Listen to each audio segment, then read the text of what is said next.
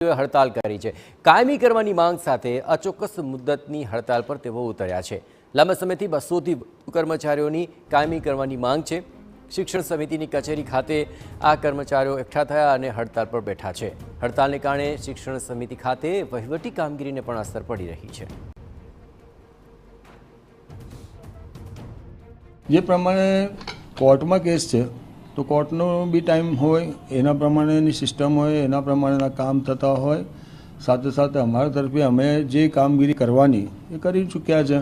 અમારે જે કામ કરવાનું હતું, કોર્પોરેશનને કમિટી બનાવવાની, કમિટી બનાવીને એની જોડે બેઠક કરીને એની અંદર શું ઉકેલ નક્કી કરી શકાય, એના માટે શું શું જોઈએ, શું કરવું જોઈએ, એના માટેના આગલા દિવસના અમે રોડમેપ તૈયાર કર્યા। રોડમેપ તૈયાર કરીને અમે કામે લાગ્યા। સાથે અમે એમને રિક્વેસ્ટ કરી કે ભાઈ તમે કોઈ આવા ખોટા સ્ટેપ ના લેશો જેથી કરીને આવનાર દિવસોમાં આપણને આ વસ્તુ બાધિત થાય, કારણ કે આ કોર્ટનો અંદર આપણે કેસ જ્યારે ચાલુ હોય ત્યારે આવું કોઈ વસ્તુ ન કરવી જોઈએ। એ તો હવે અત્યારે હાઈકોર્ટમાં કેસ નિર્ણય કક્ષામાં છે, ચાલે છે, એટલે એના વિશે અત્યારે હું કહી ના શકું બેન। કર્મચારીઓ હડતાલ પર છે, કેટલી અસર પડશે કામગીરીને? ઘણી બધી અસર પડશે। બાળમેળો આવે છે, છોકરાઓ ત્યાં સફાઈ કર્મચારીઓ છે, સ્કૂલમાં અમારે કેવો સર્જાશે।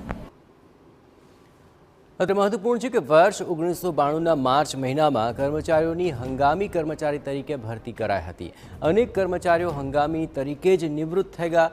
30 વર્ષથી પણ વધુ સમય થયો છતાં કોઈને કાયમી નથી કરાયા અને તેને લઈને ભારે વિરોધ થઈ રહ્યો છે। જોકે મુદ્દો કોર્ટમાં હોવાથી જવાબદારો પણ કોઈ ખાતરી આપી નથી શકતા। આ વચ્ચે કર્મચારીઓએ બાબા સાહેબ આંબેડકરના ફોટો, પોસ્ટર્સ અને બેનર સાથે દેખાવો કર્યા। નિવૃત્ત કર્મચારીઓએ પેન્શન શરૂ કરવાની માંગ કરી।